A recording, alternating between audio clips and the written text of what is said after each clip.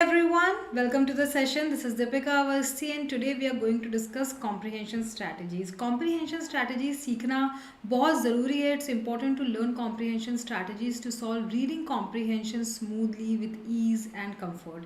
तो इसलिए आज हम कुछ reading comprehension strategies सीखेंगे जिसके कुछ strategies के बारे में हमने पहले भी discuss किया है, कुछ चीज़ें new हैं जो हमने पहले discuss नहीं की है. तो एक बार एक quick revision as well as discussion कर लेते हैं on reading comprehension strategies और उसके बाद हम कुछ passages solve करेंगे. ठीक है. तो सबसे पहले तो आपको पता होना चाहिए आप जो एग्जाम दे रहे हो, for example if you taking a cat exam और XAT exam for that matter, तो किस तरीके के पैसेजेस आते हैं. When I talk about type of passages, किस जॉनर के आते हैं, लैंग्वेज कैसी होती है, लेंथ कैसी होती है, कितना टाइम लगता है जनरली इस तरह के पैसेजेस को आपको करने में, और एग्जाम में कितना टाइम आपके पास है.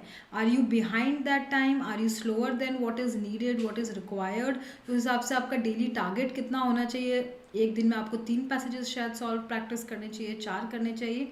आपको एक वो आइडिया होना चाहिए, right. Apart from type of passages, type of questions, किस तरह के क्वेश्चंस आते हैं. अगर आप CET CMAT टारगेट कर रहे हो तो ईजी होते हैं.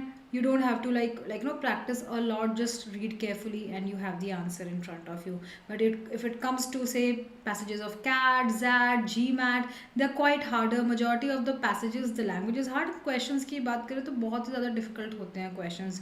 So in that case आपको अगेन देखना है कि if you're not comfortable with that language, अब अभी किसी भी क्लास में जाके कितने भी क्वेश्चन को आप समझ जाओ, strategy, process of elimination, there is no point to it because आपको पैसेज की लैंग्वेज ही अपने आप में हार्ड लग रही है, isn't it. So type of passages, length and language of passages और क्वेश्चंस को समझना कि इनडायरेक्ट ज़्यादा आते हैं कि डायरेक्ट ज़्यादा आते हैं, वो बहुत ज़रूरी है for you to even start with reading comprehension. Now coming to your reading strategy कैसी होनी चाहिए, it depends on first of all how much time do you have in exam per passage. आपके पास 5 minutes हैं per passage, 7 minutes हैं per passage, 9 minutes है. accordingly you have to develop a strategy. Let's say आप एक दिन में 3 passages solve करो तो उसको एक साथ सॉल्व करो और देखो कि कुछ क्वेश्चंस हार्ड होते हैं, इजी होते हैं, तो आप पर क्वेश्चन नहीं चेक कर सकते अपनी स्पीड पर पैसेज डेफिनेटली आपको करना चाहिए, राइट. एक पैसेज में 2 इजी 2 हार्ड क्वेश्चन है.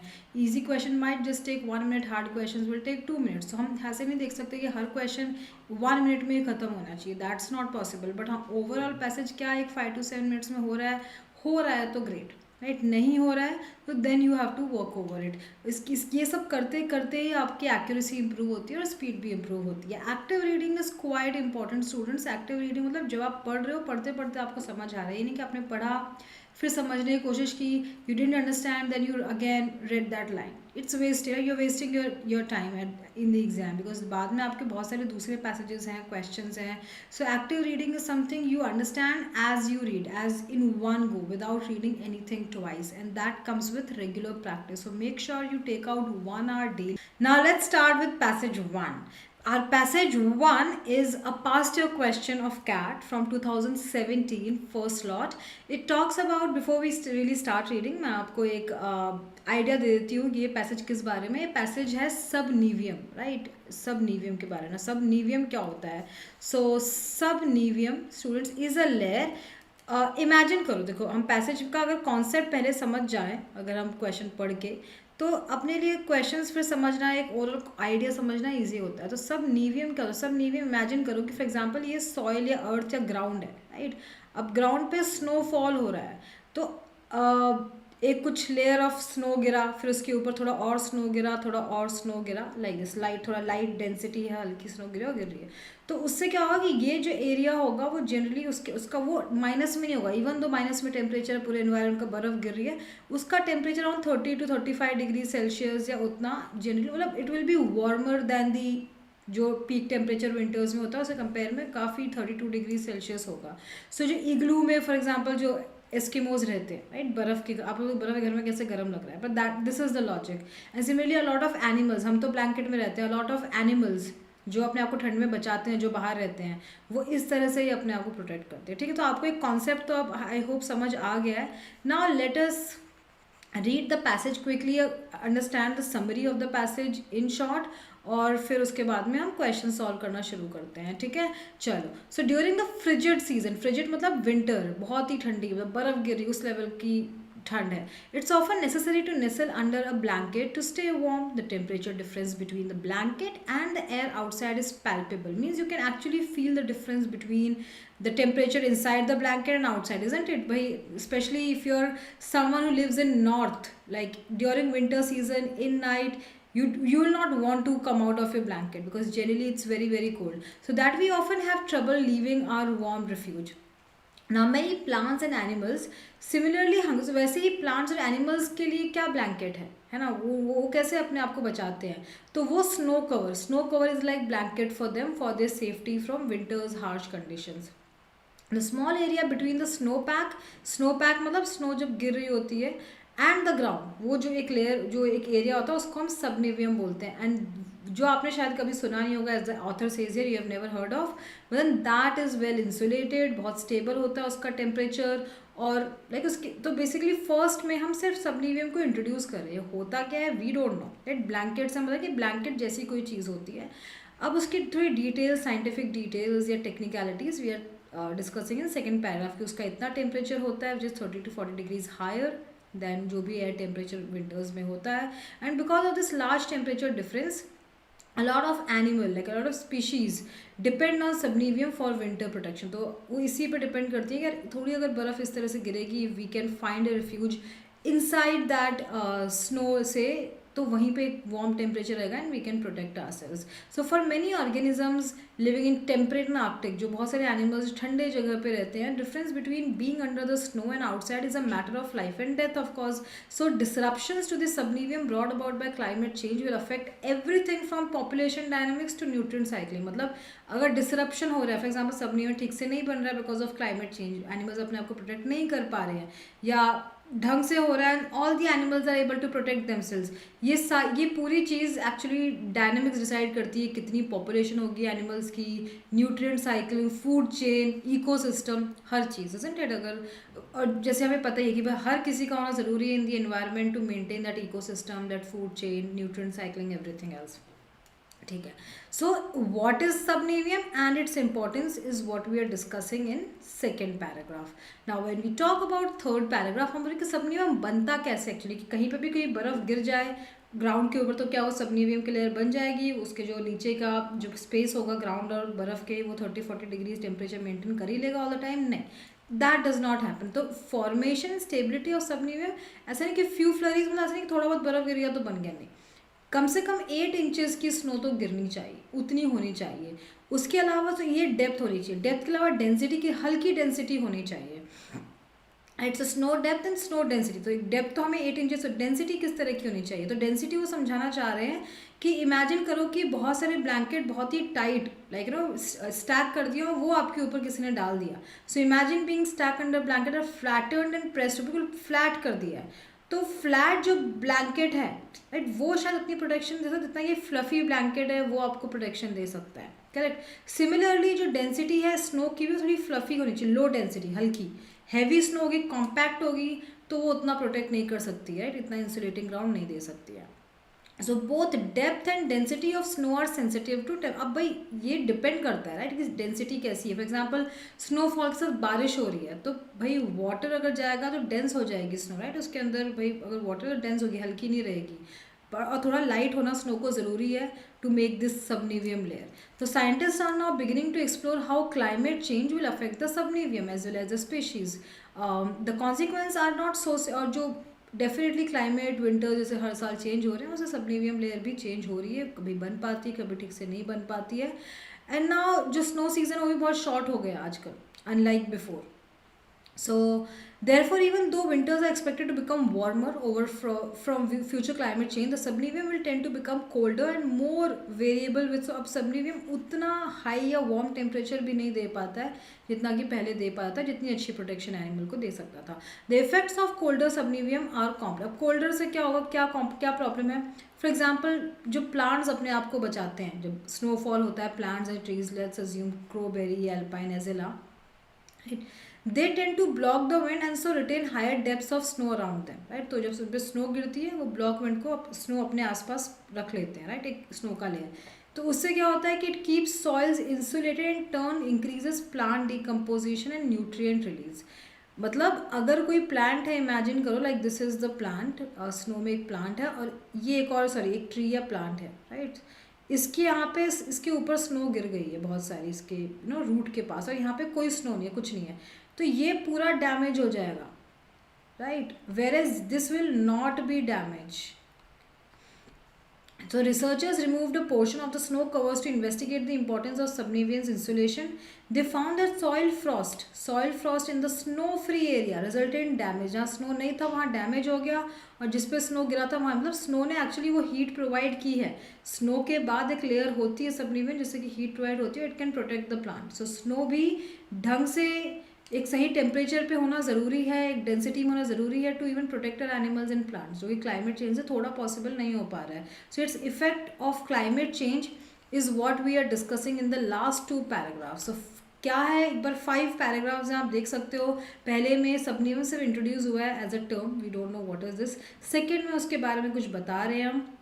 थर्ड में how it is being made, बनता कैसे है, राइट. सबनिवियम होने के लिए क्या कहीं पे भी बर्फ़ गिरी हो सबनिवियम हो गया, नहीं, इतनी डेंसिटी, इतनी डेप्थ होनी चाहिए. और फिर लास्ट 2 पैराग्राफ्स में हम डिस्कस कर रहे हैं विथ एग्जांपल्स कि कैसे climate change is affecting all of this, right. Now let us get started with the questions. या the purpose of the paragraph is, देखो पर्पस का मतलब है, पर्पस मीन्स वाई. क्वेश्चन ये नहीं कि व्हाट, अगर होता मेन आइडिया तो main idea subnivium and its properties या how it's made. Question subnivium तो है, पर उसका क्या करें, क्यों है, राइट. सबनिवियम लाइक वाई, सबनिवियम का क्या है. सो वाई या primary purpose first of all आपको लास्ट पैराग्राफ में ही जनरली मिलता है ना. लास्ट 2 या 3 पैराग्राफ्स में हम बात करें कैसे क्लाइमेट चेंज की वजह से इसमें प्रॉब्लम आ रही है, राइट. ठीक है, एक बार ऑप्शंस पढ़ लेते हैं, थोड़ा प्रोसेस ऑफ एलिमिनेशन फॉलो करते हैं, फिर देखते हैं with the remaining options what we can choose.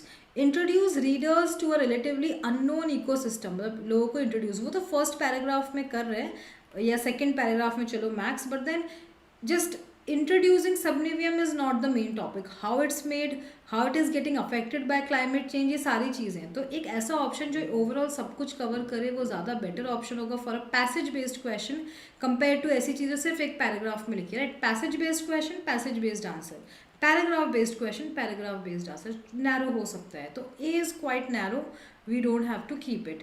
Now B, explain how the subnivium works to provide shelter and food to several species. Again that is given in one of the paragraphs and one of the lines, how it protects, in fact just the last line, isn't it.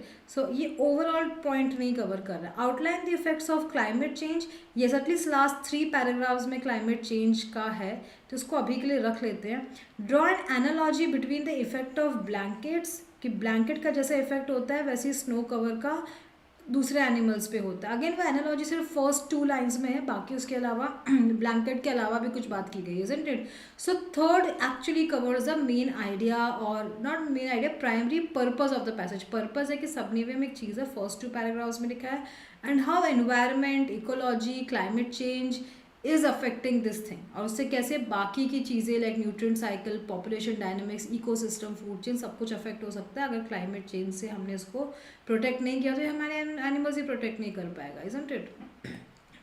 ठीक है, all of the following statements are true except, मतलब which one is false. इसमें से 3 true है, 1 is false. जो false है वो हमको चूज़ करना है. Let's read. Snow depth and snow density both influence the stability of the subnivium. Obviously यहाँ पे लिखा है, देखो सेकेंड पैराग्राफ में अभी हमने पढ़ा कि depth is not the only factor, है ना, स्टेबिलिटी भी होती है. दोनों चीज़ें डिपेंड करती है कि स्नो, दोनों चीज़ें हमें चाहिए. तो यहाँ से मैंने अंडरलाइन कर दिया, आप रीड कर सकते हो. तो ये तो ट्रू है, इसको हम रख सकते हैं. सॉरी, ढंग से ट्रू बनाओ इसको इधर पे. हाँ, this is true. Climate change has some positive effects on the subniveum. Based on last 2 paragraphs, देखो 2 पैराग्राफ्स में तो क्लाइमेट चेंज का कुछ भी पॉजिटिव इफेक्ट नहीं लिखा है, सब कुछ नेगेटिव ही लिखा हुआ है. कैसे डिफ़िकल्टी होती है सर्वाइविंग अ सब जीरो टेम्परेचर एनिमल्स को, इसकी डेंसिटी बढ़ चुकी है तो इसलिए टेम्परेचर भी कोल्डर है अब सबनिवियम के, पहले की तरह 32 डिग्री सेल्सियस नहीं रहा है. ये सारी चीज़ें की बोली गई है, इजंट इट. एग्जाम्पल दिया गया है क्रोबेरी, और लाइक कहाँ पे अगर नहीं स्नोफॉल ठीक से हुई है तो वहाँ वो प्लांट्स डैमेज हो जा रहे हैं. तो it's all negative, only positive effects तो इस पैसेज में नहीं है. तो this is according to me will be the answer, but एक बार सी और डी भी रीड कर लेते हैं. The subniveum maintains a steady temperature that can be 30 to 40 degrees warmer than the winter air temperature. Yes, so see, let me underline fifth line from the start, first paragraph. Clearly आप देख सकते हो ये लिखा हुआ है word to word, तो this is obviously true. Researchers have established the adverse effects of dwindling snow. Dwindling, come snow होती चली जा रही है cover on the subniveum. Dwindling नहीं कि snow अब कम हो रही है, snow season short हो गया है, that's there. पर उसमें जो स्नो होती थी वो होती थी, बट डेंसिटी ज़्यादा हो गई, हैवी स्नो होती है, हैवी स्नो की वजह से वो उतना प्रोटेक्ट नहीं कर, it has to be lighter fluffy, वही टाइप की स्नो सबनिवियम लेयर बना सकती है, राइट. सो हम इसको इस चीज़ से हम भाई कर सकते हैं कि ओवरऑल क्लाइमेट चेंज की वजह से जो स्नो है वो कैसे रिड्यूस हो गया, भाई सीजन कम हो गया, तो उससे हम बोल सकते हैं स्नो कवर भी कम हो गया, right, that we can say. सो ये भी ट्रू है. Now if I have to choose option B something we will end up choosing. Question number 3, my friends. Based on this extract, the author would support which one of the following actions? मतलब support as in which one of the following is mentioned directly, indirectly in the passage.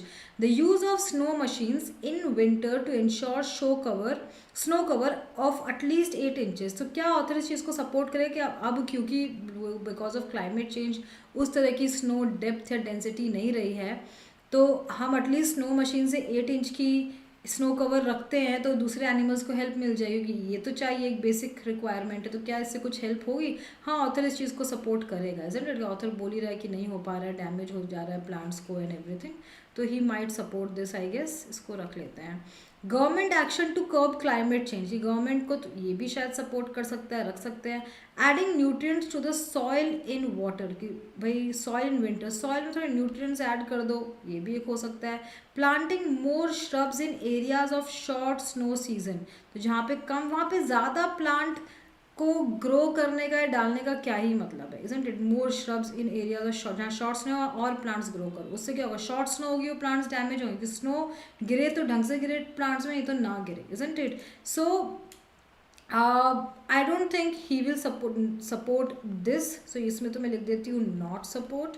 अब हमें 3 लग रहे हैं. सो author exactly क्या बोल रहे हैं कि सबनिवियम के लिए मेन टॉपिक क्या है कि ये होना चाहिए. क्लाइमेट चेंज को हम कुछ नहीं कर सकते, इजंट इट? वो बोला क्लाइमेट चेंज की वजह से ये हो रहा है और सबनिवियम तो डेफिनेटली ज़रूरी है. तो if I have to choose from A B C, again nutrients सिर्फ ऐड करके कुछ नहीं होगा, न्यूट्रिएंट्स हैं, बट टेम्परेचर इतना ज़्यादा हो गया, कितनी भी अच्छी ज़मीन है, बर्फ़ गिर गई है तो नहीं प्रोटेक्ट कर सकते. सो इन सब में actually if you see A is something he will support the most. In paragraph 6, that is last paragraph, the author provides the example of crowberry and alpine azalea to demonstrate. So crowberry और इसका example क्यों दिया? To block the wind and so retain the higher depths of snow around them. इनका example क्या है? So effects of colder subniveum are complex. इसके effects बताने के लिए let's read the options. Despite frigid temperatures, several species survive in temperate and arctic. बहुत सारी species या plants survive कर लेते हैं. That's not the point. Subniveum के effects कितने complex होते हैं? That's the point. Due to frigid temperature in the temperate and arctic regions, plant species that survive tend to shrubs. तो जनरली जो सर्वाइव करते हैं वो श्रब्स होते हैं और ट्रीज नहीं होते हैं. अगेन वो कंपैरिजन नहीं, श्रब्स का एक एग्जांपल है, बट ट्रीज नहीं सर्वाइव कर सकते, that we do not know. The crowberry and alpine azalea are abundant in temperature. Of course वो abundant है. The stability of subniveum depends on several interrelated factors including shrubs on the, yes, shrubs कितने height के, length की, कितना वो depth कर सकते हैं अपने साथ. So D will be the correct answer. Which of the following statements can be inferred? Inferred is an indirect question from the passage. In an ecosystem, changing any one element has a ripple effect on all others. मतलब कोई भी एक चीज़ change होती है अगर, तो उसके ripple effect होते हैं लाइक यू नो बाकी चीज़ों में. डेफिनेटली, बिकॉज अगर सबनिवियम नहीं बनेगा, जैसे कि वो यहाँ पे भी बोल रहे हैं like one of the paragraph, तो उससे बहुत सारी अपना ecosystem, nutrient cycling, population dynamics, तो सारी चीज़ें चेंज होंगी, राइट. अब मैं देखो यहाँ पे हाईलाइट कर रही हूँ एक स्टार बना के. सो ये उससे रिलेटेड है. This is something we can infer from here. Climate change affects temperate and arctic regions more than equatorial or arid regions. तो climate change से आर्कटिक रीजन ज़्यादा अफेक्ट नहीं. आर्कटिक रीजन का एग्जाम्पल है कैसे? क्योंकि हम यहाँ पे सबनिवियम की बात कर रहे हैं, बर्फ़ की, स्नोफॉल जिससे बनता है, इसलिए. तो इसका ये मतलब नहीं कि दूसरे रीजन्स अफेक्ट नहीं होते हैं, right. So this second portion is incorrect for sure. A compact layer of wool is warmer than a layer of goose down. We don't know wool से goose कौन सा ज़्यादा वार्मर है, that we do not know. बस first line में example दिए कि blankets जैसे हमको प्रोटेक्ट करता है वैसे ही layer of subnivium protects many plants and animals. The loss of subnivium while tragic will affect only temperate. तो मतलब लॉस ऑफ सिर्फ आर्कटिक रीजन्स को ही अफेक्ट होगा, राइट, और किसी को अफेक्ट नहीं होगा.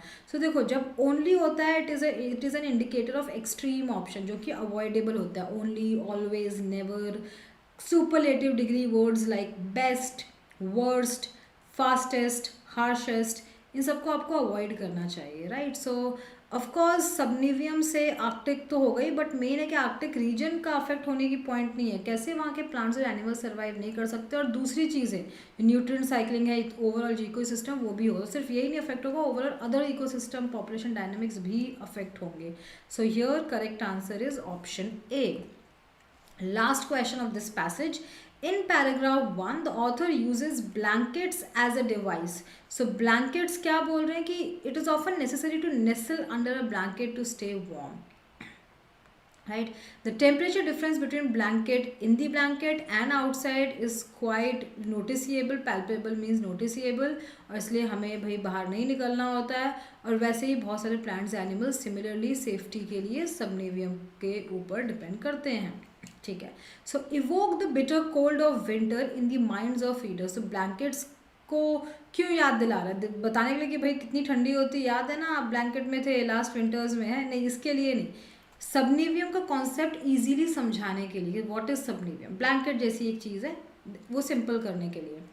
Explain how blankets work to keep us warm. वो तो थर्ड पैराग्राफ में कहीं बताया कि अगर सारे ब्लैंकेट्स को आप कंप्रेस कर दोगे, कॉम्पैक्ट, तो इतना नहीं आपको प्रोटेक्ट कर पाएगा जितना कि फ्लफी ब्लैंकेट होगा जो आपको इंसुलेटिव जिसमें कैपेसिटी वो कर सकता है. तो वो तो लेटर है, नॉट क्वेश्चन है पैराग्राफ 1 से, तो ये हम नहीं चूज़ कर सकते.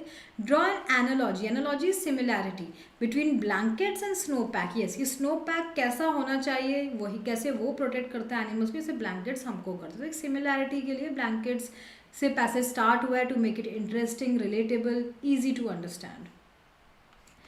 Alert readers to the fatal effects of excessive sport. ज़्यादा ठंड में जाओगे तो क्या होगा, इसमें चुपचाप से ब्लैंकेट में रहो, राइट कि नहीं. Just to draw a similarity between blanket and subnivium और ice pack, right, snow pack. Snow pack as in कि भाई स्नो पैक जब बनता है ग्राउंड पे तो वो सबनिवियम लेयर बन जाती है जो प्रोटेक्ट करते हैं बहुत सारे प्लांट्स और एनिमल्स को. So C will be the perfect answer here. I hope you got the idea. आपकी जो स्पीड है ये एग्जैक्टली इतनी होनी चाहिए इंक्लूडिंग द डिस्कशन. जो मैंने डिस्कशन किया पैसेज में, क्वेश्चन समझाए, आपकी एग्जाम में भी स्पीड अराउंड इतनी होनी चाहिए स्टूडेंट्स, अगर आपको मैक्सिमम क्वेश्चन अटेम्प्ट करने हैं. अगर आपका टारगेट है 24, वर्बल में 24 क्वेश्चन आते हैं, 24 में से अगर आपको अप्रॉक्सीमेटली 16 क्वेश्चन से आपका टारगेट है, होना भी यही चाहिए वैसे तो, इससे ज़्यादा कम होना भी नहीं चाहिए अभी, क्योंकि अभी एग्ज़ाम को बहुत टाइम है. अभी भी आप मेहनत करके एक अच्छा टारगेट बना सकते हो. तो उसके लिए आपकी स्पीड एक पैसेज की 5 to 7 मिनट से ज़्यादा नहीं हो सकती है. अब आप बोलोगे लेंथ बहुत ज़्यादा है पर 5 to 7 मिनट्स में कैसा होगा, हम तो पैसेज ही 5 मिनट्स में ख़त्म कर पाते हैं. लैंग्वेज इतनी हार्ड है, तो टाइम है, मेहनत से हर चीज़ पॉसिबल है. डेली 3 पैसेजेस प्रैक्टिस करो, 4 पैसेजेस प्रैक्टिस करो. Trust me, you will see the difference in 1 to 1.5 months, right. 30 to 40 days में आपको फ़र्क दिखेगा, पर कंसिस्टेंसी से करो. आज इस हफ्ते पढ़ाई की, सेकेंड वीक याद आया मैथ्स ही बहुत हार्ड लग रहा है, उसमें आई एम लैगिंग बिहाइंड, छोड़ दिया. रीडिंग कॉम्प्रिहेंशन वो किया. C generally just because I have a verbal faculty I am not recommending you कि आप वर्बल ही करो, नहीं. बट रीडिंग कॉम्प्रिहेंशन है ऐसा टॉपिक कि अगर आप उसे नहीं कर रहे हो रेगुलरली, कंसिस्टेंटली, तो उसमें इंप्रूवमेंट नहीं शो होता है, उसमें धीरे शो होता है. अगर पैरा जंबल होता, समरी होता, odd one out, para completion, मैं बोलती हफ्ते में 2 दिन दो, राइट, 1-1 घंटा दो, 2-2 घंटे दो, और बस ठीक है. प्रैक्टिस करते रहो, धीरे धीरे इंप्रूव हो जाएगा. 3-4 महीने में इतना स्पेशल टेंशन लेने की ज़रूरत नहीं है. बट क्योंकि आरसी मेजर पोर्शन भी है, at the same time reading comprehension में थोड़ा टाइम लगता है इंप्रूव होने में, इम्पॉर्टेंट भी है, और at the same time like आपको 30 to 40 डेज कंसिस्टेंटली देने पड़ेंगे to see a marked improvement. There is no other way, there is no other shortcut और स्ट्रैटेजी. इतना including all the strategies present on YouTube, including my channel, my videos and other teachers. अगर आप 30 to 40 days practice नहीं कर रहे हो, 40 days या सिर्फ एक हफ्ता, आपको नहीं दिखने वाला इम्प्रूवमेंट. सो इसके साथ ही सेकेंड पैसेज शुरू करते हैं. बट प्लीज़ एक बार बैठ के, राइट, एक साथ में, अगर मैं बोल रही हूँ एक दिन में आपको 2 से 3 पैसेज फॉर एग्जाम्पल करने हैं, तो मतलब डेली कंसिस्टेंटली आप एक 100 पैसेजेस का कहीं से पकड़ो टारगेट, 100-120 पैसेजेस पहले तो कहीं से उठाओ, फ्रीली अवेलेबल है गूगल में। डेली उसमें से 2-2 3-3 करते रहो, एक दिन भी स्किप मत करो इफ़ पॉसिबल, आपको बहुत ही अच्छा इंप्रूवमेंट दिखेगा at the end of the month. ठीक है। Now this year alone, passage to everyone, this year alone more than 8600 stores could close.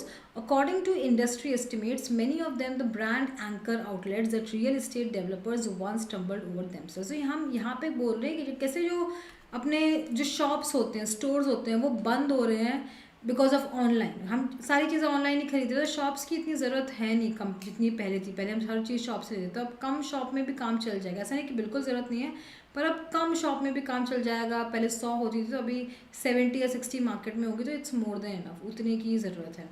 तो ऑलमोस्ट 8600 स्टोर्स क्लोज हो चुके हैं, जो कि और अभी हमें बहुत डाउट भी है कि भैया और कितने बिजनेस में रहेंगे शॉप्स जो अभी हैं फ़िलहाल। बहुत सारे शॉप्स जो रिटेल चेन्स है, दे फाइल्ड फॉर बैंकरप्सी, क्योंकि सब लोग ऑनलाइन ही चीज़ें खरीद रहे हैं। लोकल जॉब्स बहुत अफेक्ट हुए हैं। इन सुपर मार्केट्स में जो लोग काम करते थे, अब कस्टमर्स ही नहीं आ रहे हैं, तो उनकी भी क्या ही ज़रूरत है, राइट। सो काफ़ी मतलब ऑलमोस्ट 25% डिक्लाइन हुआ है। 448,000 jobs people have lost. So right, so what are the losses, जो बिकॉज क्योंकि इतने सारे स्टोर्स बंद हो रहे हैं, तो उससे उसके क्या कॉन्सिक्वेंसेज रिजल्ट्स हैं। और it is all thanks to और all because of e-commerce sector, right. This is what they are saying, क्योंकि जिस उसने ऑफकोर्स 78,000 जॉब्स ऐड किए लास्ट 15 ईयर्स में, sorry. And some of those jobs can be found massive distribution से। ज़्यादातर Amazon है, मतलब अगर हम ई कॉमर्स ऑनलाइन की बात है, अमेजोन, मतलब हर चीज़ लोग अमेजोन से खरीद रहे हैं, अपने घर से निकल के पास की दुकान से नहीं निकल रहे हैं। और ऑल्सो ये जितने भी अमेजोन के सेंटर्स हैं, ये मॉल्स के आसपास ही रहते हैं। अब हम बोल रहे हैं ठीक है, शॉप्स जो अपने आसपास की लोकल ग्रोसरी शॉप हो गई, ये सब हो गई, ऑफ कोर्स अब उसकी इतनी ज़रूरत नहीं है, पीपल बाय थिंग्स ऑनलाइन, तो वो बंद हो रही है। But see we need to understand कि वो तो वर्क प्लेसेस हैं, गैदरिंग प्लेस नहीं है। एंड वर्क प्लेस है, लोग खरीद रहे हैं, बेच रहे हैं, दैट्स हैपनिंग। पर जो मॉल है, वो दोनों चीज़ें होती हैं। मॉल में सिर्फ आप खरीदने नहीं जाते हो सामान लाइक अ शॉप, वहाँ आप टाइम पास करने, फ्रेंड्स के खाने पीने, राइट, बहुत सारी। तो mall is a gathering place as well. And in the 61 years since first enclosed one opened in suburban Minneapolis, the shopping mall has been, so देखो फर्स्ट 2 पैराग्राफ्स में हम बात करें कैसे बहुत सारे शॉप्स बंद हो रहे हैं, पर मॉल को उसमें हमें काउंट नहीं करना चाहिए, because mall is much more important thing for the society than just regular shops, है ना। शॉप से ज़्यादा है एक मॉल। तो लास्ट 3 पैराग्राफ्स में हम मॉल्स के बारे में बात करें पहले, तो अब मॉल्स के बारे में हम क्या बात करें कि in the 61 years since the first enclosed one open in suburban, तो मिनियापोलिस जो पहला शॉपिंग मॉल खुला था, उसके बाद में बहुत सारे शॉपिंग मॉल्स खुल चुके हैं। मैक्सिम मिडिल क्लास अमेरिकन या एक्चुअली हर कंट्री के लोग, right, middle class and every class people go there more than shopping करनी है नहीं करनी है, टाइम पास के लिए तो घूमने चले ही जाते हैं। It was the home of the first jobs and blind dates, the place for family. So ये एग्जाम्पल है कि जो लोगों के पहले जॉब लगे, कि पहली जॉब लगी तो यहाँ ट्रीट दे रहे हैं, blind dates, place for family, photo, कुछ अच्छी फ़ोटो खिंचवानी है मॉल के अंदर, ईयर पियर्सिंग्स, राइट, और गॉड्स मतलब हर टाइप के लोग वहाँ पे जा रहे हैं, very young, very old, somehow walk through the same doors and find something that they all like. सबकी पसंद के लिए कुछ ना कुछ होगा।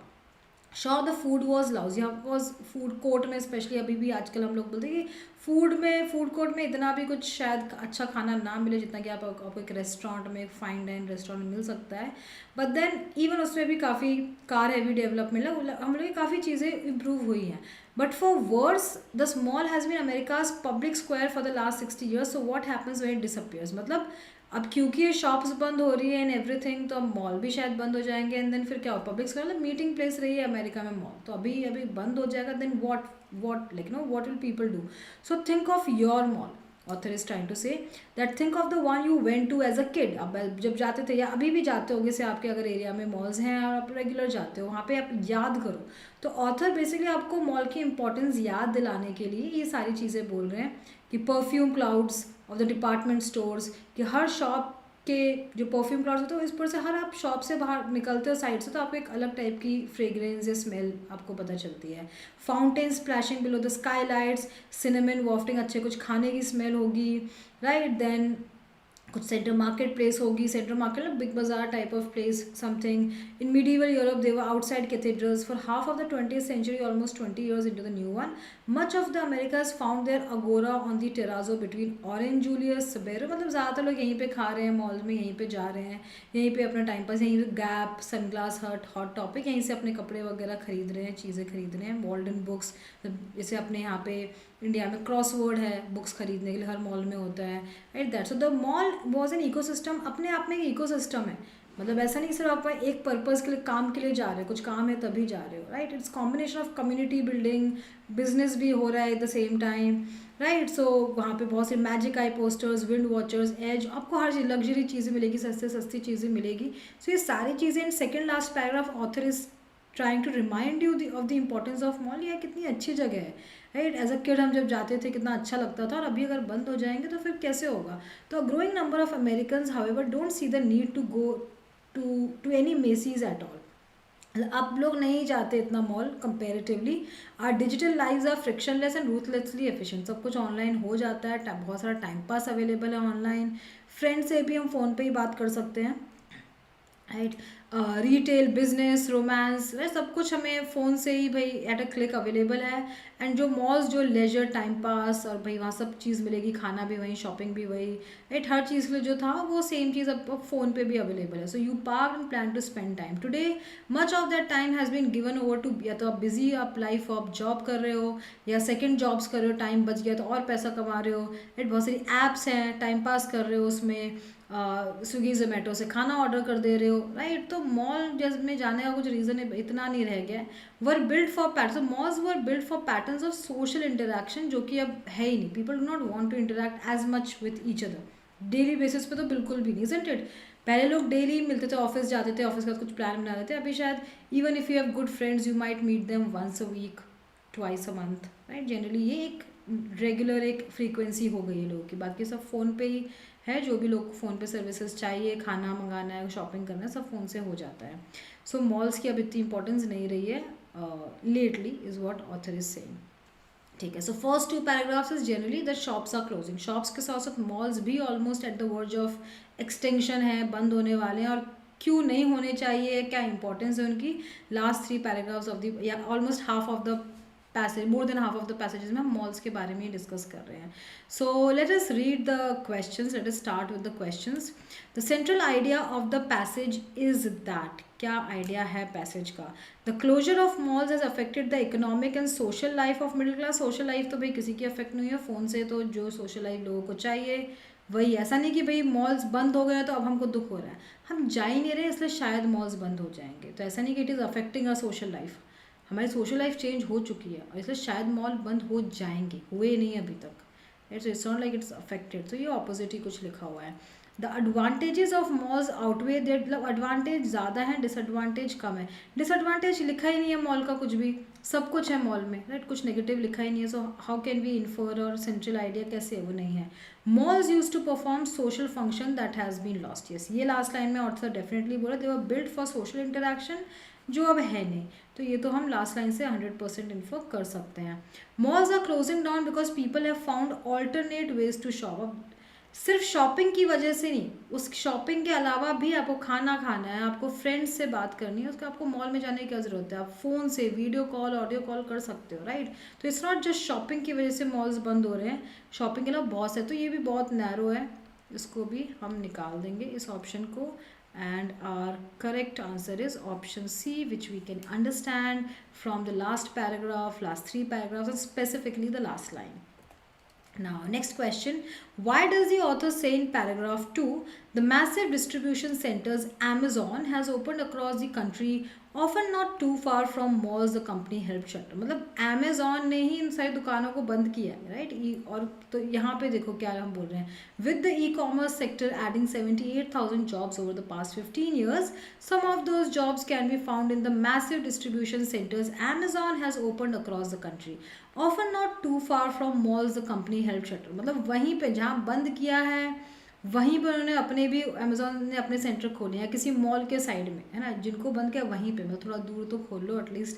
बट या, सो ऑथर इस लाइन को क्यों बोल रहा है, लाइक क्या पॉइंट है. So to highlight the irony, irony मतलब कॉन्ट्रडिक्शन की. वाव, अब यहाँ पे बंद किया वहीं पे ऐसा नहीं कि बिजनेस नहीं चल रहा है, इट्स जस्ट दैट दूसरा फॉर्म आ गया वही सेम बिजनेस करने का है, दूसरा स्टाइल आ गया वही बिजनेस करने. So irony definitely to indicate the malls and distribution centres are located in the same area. नहीं, मॉल्स अब बंद होने को है बिकॉज अमेजोन का डिस्ट्रीब्यूशन सेंटर सेम काम कर रहा है, अभी वो भिजवा देगा आपके घर पे जो चाहिए, मॉल में जाने की ज़रूरत नहीं है आपको. सो वो सेम एरिया में नहीं है, राइट. वो बताने के लिए नहीं है, कॉन्ट्रडिक्शन कि जिसको बंद करा है उसी की जगह पे खुद खोला है अपनी दुकान. To show that Amazon is helping certain brands, which brands will go online we don't know, but Amazon सारे काम कर रहा है जो आपको चाहिए, आपको कहीं बाहर घर से निकलने की ज़रूरत नहीं है. To indicate that the shopping habits of the American middle class have changed. Yes, shopping, eating habits, interaction with friends, everything has changed. So ये again very narrow है, सिर्फ ये बताने के लिए नहीं है ना, बट जिसने बंद करा है वो उसने वहीं पे. So highlight the irony of the situation actually. The author calls the mall an ecosystem unto itself. Author mall को इकोसिस्टम बोले कि अपने आप में मॉल एक जगह नहीं है जहाँ पे सिर्फ आप सिर्फ खरीदने जा रहे हो कुछ चीज़ें या सिर्फ फ्रेंड्स को मिलने जा रहे हो. It is both work place as well as like gathering place with friends. ये सब कुछ है मॉल में, इजंट इट. सो यहाँ पे लेजर, अबंडेंस, एम्बलिंग, हर चीज़ के लिए वहाँ पे मॉल्स में आपको आप बहुत सारे टाइम पास के लिए जाते हो. So people of all ages and from all walks of life went there. Yes, बहुत सारे लोग आते हैं, तो क्या इसलिए हम इसको इकोसिस्टम बोल सकते हैं? Maybe. People could shop as well as eat in one place, maybe, right. But again ये बहुत नैरो ऑप्शन है कि सारे एज के लोग आते हैं. सारे एज के लोग तो बहुत सारी दूसरी जगह, होली प्लेसेस हो गई अपने, टेम्पल्स हो गए, जो भी दूसरी प्लेसेस हैं, इजंट इट, वहाँ पे तो सब एज के लोग जाते हैं. उससे क्या होता है, isn't it. So that's not like the reason हम इसको इकोसिस्टम बोले, but it's a commercial place as well as gathering place. That's the main reason that you can infer from third paragraph first line. Why does the author say that mall has been America's public square? उसको public square क्यों बोल रहे हैं? So again second last paragraph है, second उसमें लिखा हुआ है कि mall has been America's public square. See it's central market place होगी, इसमें ये है. सो अमेरिकाज कहाँ गया, ecosystem into one self and it is kind of everything, right. So यहाँ पे सो पब्लिक स्क्वायर हम किस हिसाब से इसको बोल रहे हैं? सी यहाँ पे लिखा है for at least 60 years, right. Third paragraph last line. Malls did not bar any buddy from, तो रोकते नहीं है इसलिए पब्लिक स्क्वायर है, क्योंकि पब्लिक स्क्वायर भी किसी को रोकता नहीं है. नहीं, ऐसा स्टॉप करने की बात तो नहीं लिखी है, राइट. बारिंग समवन या stopping someone, nothing like that is mentioned. Malls are a great place to shop for a huge section of middle class, shopping and many other things, right. और words the mall has been America's public square, क्योंकि वहाँ पे बहुत सारी चीज़ें हैं. Not really. Malls were a hangout place where families grew close to each other. हाँ, public square में, पब्लिक स्क्वायर जहाँ पे लोग ऐसे जाते हैं सब लोग मिलके कुछ भी सेलिब्रेट करना है, anything. So this could be a reason. Malls were a great place for everyone to gather and interact. ये भी हो सकता है, राइट. सी और डी. तो मेरे ख्याल से it's not just for families, even friends. हम इसको बहुत स्पेसिफिक नहीं कर सकते. सी और डी में we will choose D over C, right. तो पहले तो कॉन्टेक्स्ट समझो हम क्या बोल रहे हैं, और फिर देखो which one goes more with the given information. बहुत ज़्यादा narrow specific like option C है, बहुत ज़्यादा जनरलाइज नहीं होना चाहिए. और जो ऐसे क्वेश्चन होते हैं जो एक लाइन में से होते हैं, पैराग्राफ में से होते हैं, आप देखो कि उसकी language should be closer to the given information in the given paragraph. Question number 11, the author describes perfume clouds in the department stores, right. तो ये क्यों लिखा है ऑथर ने? Think of the perfume clouds. आपको याद दिलाने के लिए कि मॉल कितनी अच्छी जगह थी, है ना, कितना अच्छा लगता था जाने में एज अ किड. और अब देखो ये बंद होने वाले हैं, राइट. बिकॉज अब आपको फ़ोन से ही सब मिल जा रहा है, आपको आदत लग चुकी है ऑनलाइन या घर पे बैठे बैठे सब मिलने की. तो अब आपको बाहर नहीं जा रहा. तो ये दुकानें जो बंद हो रही हैं, मॉल बंद हो रहे हैं, इसलिए बंद हो रहे हैं. So evoke memories by painting a picture of the malls. Memories evoke करने के लिए आपके बचपन की. Yes, think of your mall, है ना, you went as a kid, maybe. Describe the smells, and सिर्फ स्मेल डिस्क्राइब करने के लिए ओवरऑल एक्सपीरियंस जो होता था. Emphasize that all brands were available under one roof, कि सब ब्रांड्स में. तो शॉपिंग के अलावा अगेन द एंटायर एक्सपीरियंस, जो आप सबेरों में पिज्ज़ा खा रहे हो, जो गैप में आप शॉपिंग कर रहे हो, जो वॉल्डन बुक से आप बुक्स खरीद रहे हो, एवरीथिंग, है ना, सिर्फ ब्रांड्स की बात नहीं है. Show that mall smelled good because of the various stores. तो इसलिए अच्छी क्योंकि फूड कोर्ट होता था वहाँ पे या स्टोर्स होते थे. नहीं, आपको सिर्फ बताने के लिए उसकी importance, right, to paint the picture of malls कि भाई मॉल्स ये जगह थी. ठीक है. आई होप आपको अगेन पैसेज 2 समझ आया होगा. पैसेज 1 या 2 में आपको कुछ भी अगर डाउट्स हैं, अगर आपको किसी क्वेश्चन की एक्सप्लेनेशन लगता है इतनी ठीक से समझ नहीं आई है, तो प्लीज़ सबसे पहले तो आप टेलीग्राम ग्रुप ज्वाइन कर लो, जिसकी लिंक डिस्क्रिप्शन में मिल जाएगी. उसमें फिर से अगर पूछो कि मैम इस पैसेज का 1 2 3 करके थोड़ा स्पेसिफिक, थर्ड पैसेज है क्वेश्चन नंबर 2, तो मैं लिख के या वॉइस ओवर से मैं उस ग्रुप में फिर से एक बार क्वेश्चन एक्सप्लेन कर दूँ. इस तरह से डाउट सॉल्विंग हो जाएगी. ठीक है. इसके अलावा अगर आपको कुछ प्रैक्टिस करनी, रीडिंग आपको हैबिट चाहिए कि रीडिंग कैसे डेवलप करें, तो डेली 3 आर्टिकल्स हम शेयर करते हैं अपने ग्रुप में. आप उन 3 आर्टिकल्स को डेली रीड करो. कुछ वोकैब लिस्ट भी शेयर करते हैं, आप उनको रीड करो. हैबिट डेवलप करने के लिए you have to start first. Start भी करने का मन नहीं कर रहा है तो नहीं हो सकता है कुछ, right. There is no other way like you will external motivation which is going to work for you. So make sure you at least get started. ठीक है. Passage 3 now students. There are as you can see 1 2 3 4 5 5 paragraphs हैं. तो इसको 5 points में समझने की कोशिश करते हैं क्या चल रहा है इस पैराग्राफ में. So first paragraph, let's quickly understand. Understanding where you are in the world is a basic survival skill which is why we like most species come hardwired and specialized with specialized brain areas to create cognitive maps of our surroundings. Where humans are unique, though with the possible exception of honeybees, is that we try to communicate this understanding of the world with others. मतलब हमारे पास एक cognitive map है, हमारे पास एक understanding है कि हम कहीं पर लॉस्ट, तो यहाँ से कहाँ जाना है, एक basic as a human sense है अपने पास वो. And we have a long history of doing this by drawing maps. और मैप्स भी उसी सेंस के बेसिस पे उसी तरह से ड्रॉ कर रहे हैं. जो अर्लीस्ट वर्जन अगर हम मैप के देखें तो हमें केव वॉल्स में मिलते हैं 14,000 ईयर, जो सबसे पुराने मैप्स हैं. Human culture have been drawing them on the stone tablets. हम स्टोन पे, केव के अलावा स्टोन पे, पेपर, अब कंप्यूटर स्क्रीन्स पे आ चुके हैं, जहाँ पे भी है, पर 14,000 ईयर्स पहले से स्टार्ट हो चुका है अपने एक मैप बनाना based on our understanding brain areas, right. That now, given such a long history of human map making, it is perhaps surprising that only within the last few hundred years that North has been. So, अगर आप किसी map में देखो, हर country के अपने अपने version style होंगे, पर अगर आप ऑब्जर्व करो लास्ट फ्यू हंड्रेड ईयर्स, 300-400 साल में, तो north has been consistently considered to be at the top, right. Even अपने इंडिया में भी देखो नॉर्थ टॉप पे ही होता है. आप लोग तो ऑब्वियसली नॉर्थ में टॉप में ही होगा. बट नहीं, ये सेंस कैसे आई?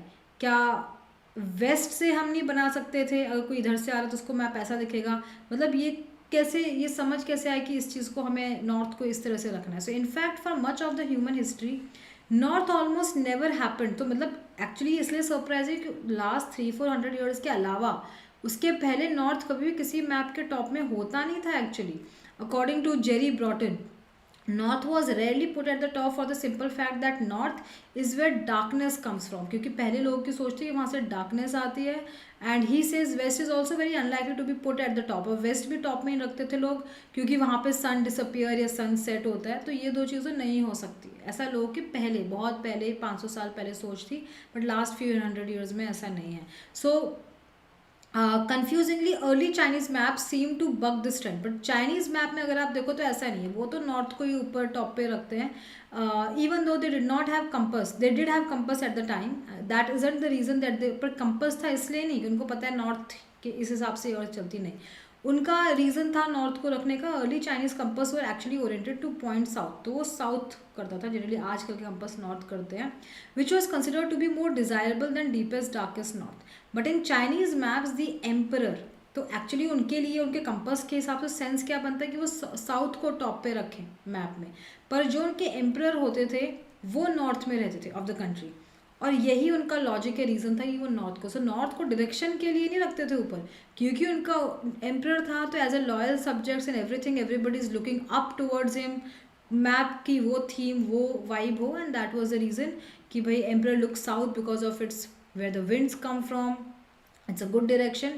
So north is a very good, but you are in the position of subjection to the emperor, so you look up to him, right? तो ये चाइनीज लोग का रीज़न था क्यों वो नॉर्थ को टॉप पे रखते थे in their maps.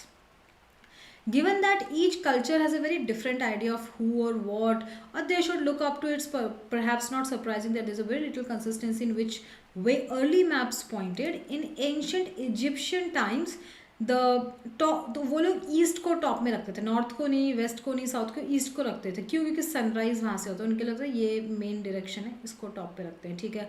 Early Islamic maps, so Islamic maps favoured south at the top because early Muslim culture were north of Mecca, तो मक्का भाई उस तरफ है, नॉर्थ ऑफ मक्का, तो वो साउथ को रखते थे टॉप में, ठीक है। So they imagine looking up south towards it. Christian maps की अगर हम बात करें इन द सेम एरा, तो वो भी ईस्ट को ही टॉप पे रखते थे। क्यों? Because garden of Eden, Eden and with Jerusalem वो सेंटर थे, तो वो उसकी डायरेक्शन थे, वो सबका अपना रिलीजियस रीजन, या सनराइज हो रहा है, या एम्प्रर वहाँ रह रहा है, कुछ इस तरह के रीजन होते थे। डायरेक्शन नहीं था कि नॉर्थ टॉप पे होना चाहिए, क्योंकि obvious that was not so obvious. So different reasons हम डिस्कस कर रहे हैं थर्ड एंड फोर्थ पैराग्राफ में, क्यों डिफरेंट कंट्री के लोग, कल्चर के लोग किसी पर्टिकुलर डायरेक्शन को टॉप पे रखते थे in their maps. So when did everyone, so कब ऐसा हुआ कि सबने एक साथ मिलके सोचा कि अब तो नॉर्थ हो, कि अब तो these days when we see north is the at the top of every single map in the world, isn't it? So ये कब हुआ? सो अब वो author is trying to figure out the reason, जो उसको मिल नहीं रहा है लास्ट पैराग्राफ में, बट वो एक गेस मार रहा है, he is just taking a guess that it's tempting to put it down to European. तो मे बी यूरोपियन एक्सप्लोरर जब Christopher Columbus and Magellan who were navigating, तो वो नॉर्थ स्टार को फॉलो करके ढूंढ रहे थे, right. But Brotton argues that these early explorers didn't think of the world, पर तब क्योंकि सबका अलग अलग, तो उन्हें भी शायद नॉर्थ स्टार को फॉलो करते, पर नॉर्थ को उन्होंने एज अ मेन डायरेक्शन देखा होगा, ऐसा लगता नहीं, कोई नहीं देख रहा था। लोग तो नॉर्थ की इंपॉर्टेंस अपने एम्प्रर के हिसाब से कर रहे थे, या ईस्ट की इंपॉर्टेंस अपने रिलीजन के हिसाब से कर रहे थे। तो we don't think even Columbus भी उस तरह से सोच के कहीं जा रहा था। So it doesn't look like he is just guessing it. When Columbus describes a world it is in accordance with east, तो कोलम्बस ने ईस्ट के हिसाब से बताया था, east as a top. So he says कि गोइंग टूवर्ड्स पैराडाइज या heaven, right, his mentality is from mappa mundi, right, वहाँ से था कि वो तो ईस्ट के तरफ, ईस्ट मेन है। We got to remember adds Brotton that at the time no one knows what they are, और उस टाइम पे हमको याद रखना है कि उस टाइम पे किसी को नहीं पता था कि क्या लॉजिक है, किसी भी डायरेक्शन को हम टॉप पे क्यों रख रहे हैं, या हम कहाँ जा रहे हैं। अपना कुछ कुछ सबका इंडिविजुअल लॉजिक था, और उसको वो फॉलो करते, वो सही है गलत है उनको खुद को भी श्योर नहीं था। सो बेसिकली जो लास्ट में ऑथर एक क्वेश्चन पूछ रहा है, so when did everyone get together decide that north was at the top, we don't know, answer इसका है ही नहीं। हम गेस करें शायद कोलंबस ऐसे कर रहा था, नॉर्थ स्टार को फॉलो कर रहा था, बट नहीं, उसके लिए भी ईस्ट ही मेन डायरेक्शन थी। तो अगर किसी ने कुछ नॉर्थ को माना भी हो, तो प्रोबेबिलिटी के हिसाब से कुछ रैंडम रीज़न लॉजिक होगा, राइट, कुछ गलत सही रीज़न होगा, किसी को श्योरिटी नहीं थी कि नॉर्थ ही होना चाहिए और क्यों होना चाहिए। So we don't know when did everyone got together and put north at the top. Now let us start with the questions. Early maps did not put north at the top for all of the reasons except, तो बहुत पहले के, मतलब अगर हज़ारों साल पहले के हम मैप्स देखें तो क्यों नहीं रखते थे? बिकॉज नॉर्थ को बोलते सेकेंड पैराग्राफ की, जहाँ पे डार्कनेस है and all those things, isn't it? So और so except, so north was the source of darkness, right, तो ये एक रीज़न था। Yes, east and south were more important for religious, yes, ये भी हमें लिखा हुआ है इधर पे, right, reasons for some civilizations. East was considered by some civilization for a more positive, yes, but south was favored by some emperors नहीं, it was favored by mainly Chinese people because of their emperors. बहुत सारे emperors उसको नहीं follow करते थे, है ना, बस Chinese emperors, that's all, Chinese people, that's all. So B is except हमें पूछा है, तो ये reason हमें नहीं पता, बाकी तो ACD is clearly written, right, we have discussed also. According to the passage, देखो जब भी क्वेश्चन अकॉर्डिंग टू से शुरू होता है वो डायरेक्ट क्वेश्चन है, तो ईजी है, स्कोरिंग है, उसको ध्यान से रीड करो, सही करो कुछ भी करके। Early Chinese maps placed north at the top because, तो अर्ली चाइनीज के बारे में हम पढ़ रहे हैं, वो अपने वो नॉर्थ को टॉप पे क्यों रखते थे? तो let us just read here that Chinese map seem to buck this trend, they use to, उनका emperor who lived in the north of the country was always put at the top of the map. So emperor की वजह से अपने रखते थे।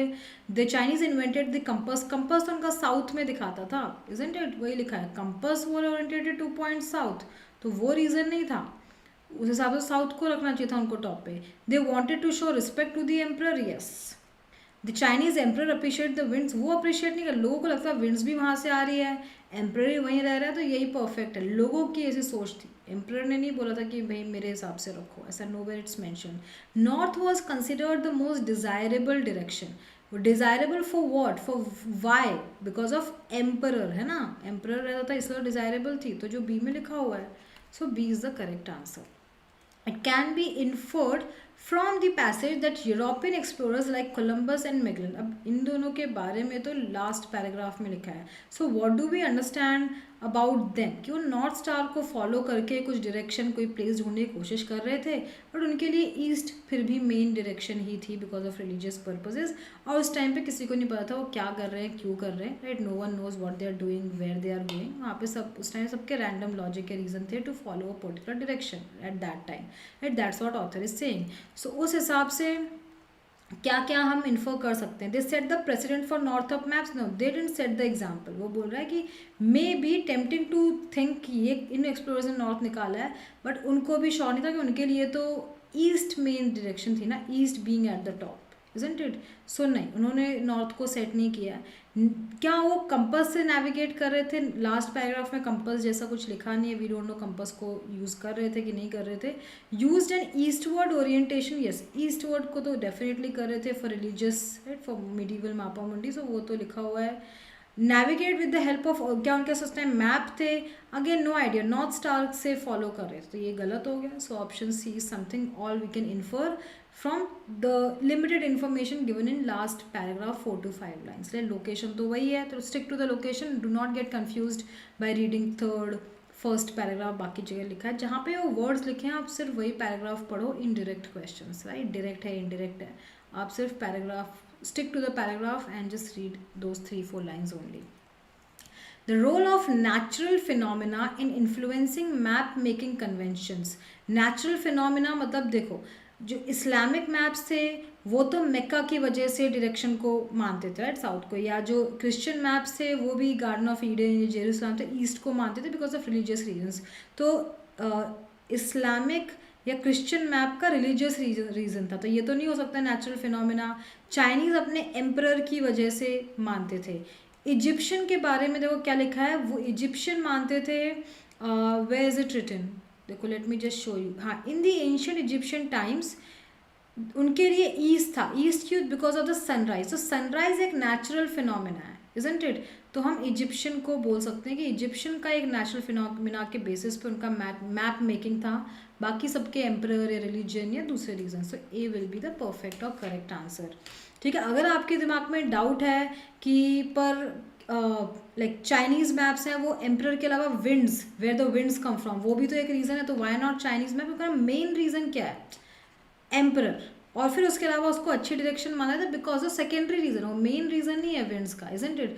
तो अगर वहाँ पे लिखा हुआ है कि because wet winds comes from Chinese culture में एम्परर लुक साउथ, क्योंकि वहाँ से विंड्स आती तो इट्स, तो वो सेकेंडरी रीजन बन जाता है, राइट. उससे फिर north is not very good because you are in position of subjection to the emperor, so you look up to him. So वो एक रीज़न, इसलिए winds were not mainly, emperor का main reason था जिसकी वजह से बाकी के रीजनिंग उनके या लॉजिक डिसाइड होते थे. सो यहाँ पे हम अर्ली इजिप्शियन बोलेंगे, वो सनराइज बोलेंगे बिकॉज सनराइज के हिसाब से वो लोग अपना मैप मेकिंग कर रहे थे. I hope you have understood 3 passages.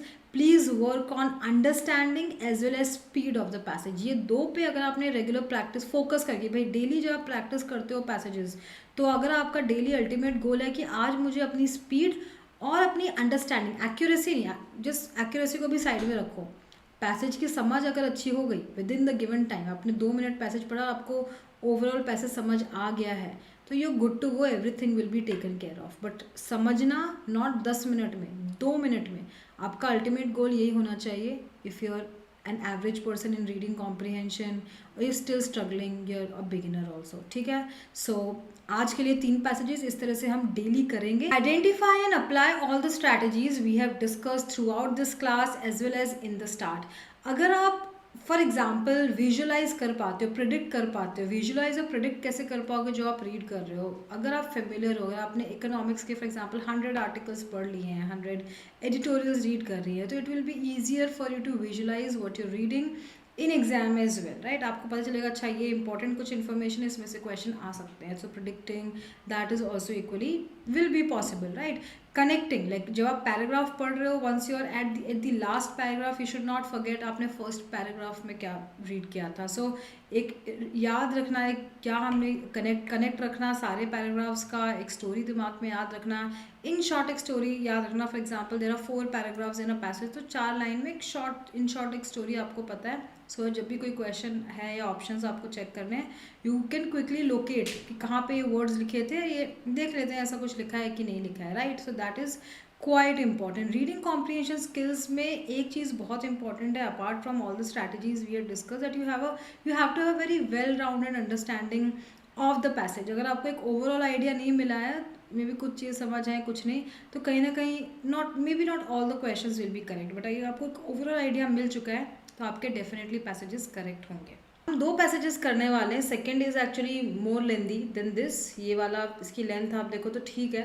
The focus of today's class is on how to solve questions, right? Passage कैसे समझना है, ऑफ कोर्स वो चीज़ हम डिस्कस करें, पर आज की क्लास का वो मेन फोकस नहीं है. आज की क्लास का मेन फोकस है क्वेश्चंस को कैसे समझें, प्रोसेस ऑफ एलिमिनेशन कैसे करें. मैं ज़्यादातर जो भी डिस्कशन करूँगी, बात करूँगी, वो उसी लाइन्स पे करूँगी, right?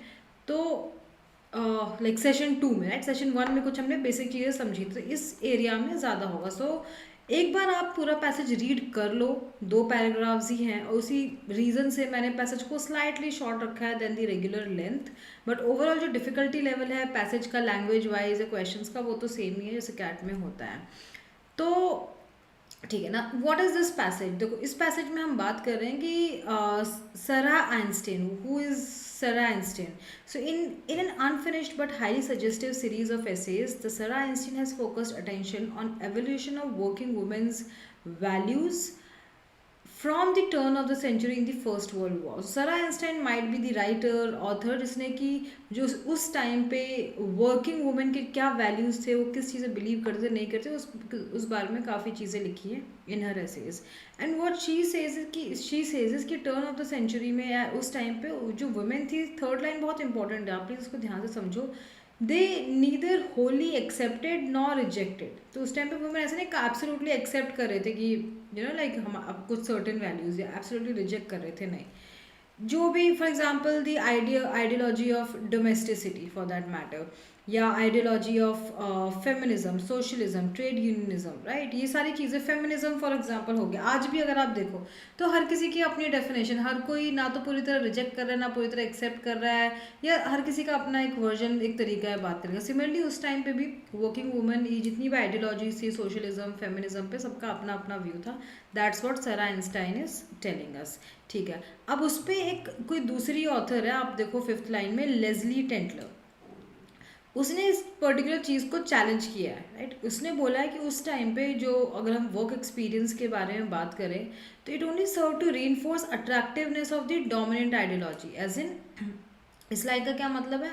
Author further explains that means a degrading condition under which many female wage earner working made them view the family as a source of power. मतलब क्योंकि जहाँ पे वो वर्क कर रहे थे वहाँ पे इतनी अच्छी सिचुएशन नहीं थी, और इसीलिए जब वो फैमिली या घर को, that was a source of power या एस्टीम या रिस्पेक्ट फॉर देम, जो कि और कहीं घर के बाहर तो nowhere available in social world.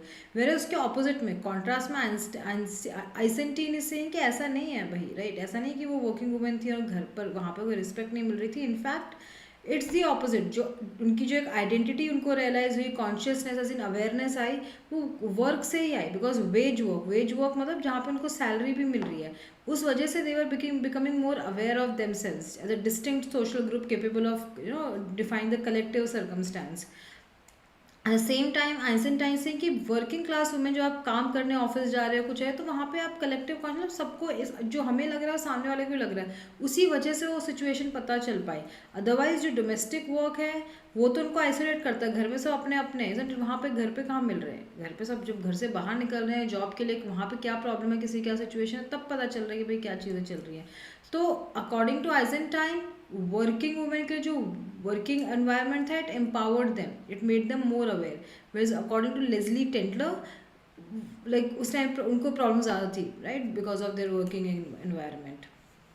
ठीक है ना. Second paragraph, unfortunately Eisenstein's unfinished study does not develop. तो हमें एक आइडिया मिल रहा है कि ठीक है Eisenstein is supporting working women's values या उस टाइम पे जो एनवायरनमेंट था दैट, बट जो उसकी डिटेल्स या इन्फॉर्मेशन है वो बहुत एग्जॉस्टिव नहीं है, मतलब डिटेल एनालिसिस नहीं है, राइट, इट्स ओनली हिंट्स, सब कुछ शॉर्ट शॉर्ट थोड़ा थोड़ा लिखा हुआ है। सो क्योंकि एक ये लिमिटेड नेचर है, लाइक उस पर ऑथर अपना ओपिनियन दे रहा है कि क्योंकि ये लिमिटेड नेचर डेफिनेटली उसकी थ्योरी या उसके एसेज का है, बट अगर आप देखो तो she uses speeches and writings of reformers and labor organizers where she acknowledges were far from representative as the voice of the typical women worker. So वो इन लोगों की वॉइसेस एक तो बता रही है जो कि लेबर ऑर्गेनाइजर हो गए हैं, जो हेड वाले पोजीशन में है, रिप्रेजेंटेटिव वाली पोजीशन में है, वो एक्चुअल वुमेन की सिचुएशन फिर भी नहीं बता सकती, इजंट इट। ऊपर से as there is less than adequate attention given to the different values of immigrant groups that made up a significant proportion of population under investigation. So while reason, तो हम ऐसा नहीं बोल रहे कि गलत जो चीज़ें लिखी हैं आइंस्टाइन के ऐसे सब सही हैं, she raised important questions, but then we do not have definitive answer और specific answers to many questions. और ये चैलेंज कोई दूसरा ऑथर राइटर डेफिनेटली ले सकता है to tell us more details about working women at the turn of the century after the first world war, right.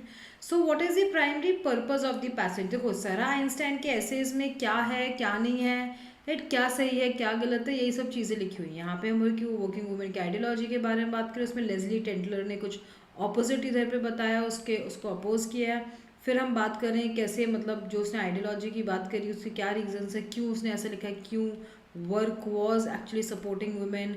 और फिर उसमें ऑथर अपना ओपिनियन दे रहा है कि चीज़ें सही लिखी हैं बट बहुत ही पार्शली या बहुत हिंट गिवन है, डिटेल्ड एनालिसिस नहीं है। सो सारा आइंस्टाइन की जो स्टडी है, सीरीज ऑफ एसेज है, उस पर डिस्कशन चल रहा है, isn't it. So let's read option A, criticize the scholars assumptions and method. तो क्या हम सिर्फ क्रिटिसाइज कर रहे हैं? नहीं, क्रिटिसाइज तो सिर्फ ये 2-3 लाइंस में हो रहा है। Let me change the marker का कलर तो मैं आपको अच्छे समझा सकती हूँ। सो ऑप्शन ए जो है वो हम क्यों एलिमिनेट कर देंगे, बिकॉज क्रिटिसिज्म उसका सिर्फ ये 2-3 लाइन में है। तो this 2-3 lines does not represent the whole passage. Primary purpose of the whole passage पूछा है, मेन पैसेज में तो सर आइंस्टाइन के बारे में बात हो रही है, उसके जो अगेंस्ट में वो तो हार्डली 1-2 लाइन है, isn't it. So that can't be the purpose of the whole passage. Now B, evaluate an approach to women's study. Yes, she definitely, Sarah Einstein her essays is talking about women's values, women's study, और उस पर जो भी evaluate मतलब जो भी अच्छा है बुरा है, पॉजिटिव नेगेटिव्स, लोग अपना ओपिनियन दे रहे हैं, हाँ पार्शियल इन्फॉर्मेशन है कि डिटेल इन्फॉर्मेशन है, ये सारी चीज़ें तो हैं, तो इसको भी हम रख लेते हैं। कंपेयर टू सोशल, दो कौन सी थ्योरीज हैं? आप अगर देखो तो 80% या 90% तो हम सरा आइंस्टाइन के बारे में बात कर रहे हैं। लेस्ली टेंटलर जो कि दूसरी ऑथर, उसके बारे में सिर्फ 2-3 लाइन है, 50-50 भी नहीं है, तो हम दो कोई थ्योरीज कंपेयर नहीं कर रहे हैं, that is incorrect if you see. Also comparative option in primary purpose mostly wrong ही होता है, प्लीज़ याद रखना। Correct a misconception about feminist theory, again कोई मिसकॉन्सेप्शन है ही नहीं, इजंट इट। सो हम जस्ट एक पर्टिकुलर स्टडी है जिस पे हम डिस्कशन कर रहे हैं, वैल्यूएट कर रहे हैं, ओपिनियन दे रहे हैं, डिटेल्स लिखी है। So option B will be the correct answer, ठीक है। Now question number 2, it can be inferred from the passage that if Eisenstein's view working women at the turn of the century had which of the following attitudes towards the dominant ideology of that time. So dominant ideology तो ये है, isn't it. तो उस time पे क्या, what is she saying? वो ये बोल रही है कि at the turn of the century women, देखो इधर ध्यान से रीड करो, women neither wholly accepted nor rejected what she calls the dominant ideology. तो ना तो कम्प्लीटली, तो ये काफ़ी डायरेक्ट क्वेश्चन है एक तरह से देखा जाए तो हो गया। अब ऑप्शन रीड करते हैं कहाँ पे लिखा है। If you read all 4 options, option D says exactly the same thing, they accepted some but not all aspects of the dominant. मतलब कुछ एक्सेप्ट करा, कुछ तो नाइदर कम्प्लीटली एक्सेप्ट किया ना कम्प्लीट रिजेक्ट किया, मतलब कुछ एक्सेप्ट किया इनडायरेक्टली। जो थर्ड लाइन में लिखा है ऑप्शन डी में लिखा है, आप देखो तो सेम ही चीज़ है, isn't it. Now let us read option A, they resented the dominant की, रिजेंट मतलब पूरी तरह रिजेक्ट करते हैं, ऐसा भी नहीं है, नॉ रिजेक्टेड है ना, यही लिखा हुआ है, रिजेक्ट भी नहीं किया। They prefer the dominant, prefer भी पूरी तरीके से नहीं किया है, right. They began to view the dominant ideology more favourably, again more favourably भी नहीं था एक तरीके से, क्योंकि you know neither accepted nor reject, but somewhere they were in between, है ना, इस पूरी तरह एक्सेप्ट करना या फेवरेबली देखना या रिजेक्ट करना, रिजेंट करना, ये सारे ABC सब में बहुत एक्सट्रीम वर्ड्स हैं. Now question number 3, which of the following best describes the organisation of the first paragraph of the passage. So first paragraph मतलब ये पूरा पैराग्राफ, 2 ही पैराग्राफ है और ये तो सेकेंड है. तो क्या हो रहा है, सरा आइंस्टाइन ने अपने एसेज में क्या लिखा है about at the turn of century women के बारे में, वुमेन की आइडियोलॉजी में, वो है. उस पर लेस्ली टेंटलर ने एक अपना ऑपोजिट ओपिनियन दिया है. और फिर वापस से हम बोल रहे हैं कि इन कॉन्ट्रास्ट क्यों सरा आइंस्टाइन ने जो भी लिखा है उसके क्या रीजंस हैं, क्या क्या उसकी तो डिटेल्स ऑफ अगेन जो हम भाई स्टार्टिंग में बात कर रहे थे बस. तो सरा आइंस्टाइन के ऐसे के बारे में कि उसने ये बोला है, किसी ने अपोज किया है, तो उसने ये जो बोला है वो क्यों बोला है, कैसे बोला है, details, all those things. So what exactly is happening if you take a look at the options. A chronological account मतलब ये हुआ फिर ये हुआ फिर ये हुआ, राइट, कि कुछ इवेंट्स है तो कोई ईयर नंबर ये सब तो लिखा नहीं है. सो ऑप्शन ए नहीं हो सकता. Term is defined according to which term is defined, कौन सा वर्ड हम डिफाइन कर रहे हैं यहाँ पे. A theory is presented and alternate, तो पहले एक थ्योरी दिया है फर्स्ट 3 लाइन्स में, ऑल्टरनेटिव व्यू मतलब ये दिया, एक दूसरा व्यू दिया उसी टॉपिक पे, और फिर जो फर्स्ट पॉइंट है उसकी रीजनिंग दी है. तो एक्चुअली यही हो रहा है ऑप्शन सी. देखो फर्स्ट पैराग्राफ में जो सी में लिखे हैं 3 चीज़ें ही हो रही हैं.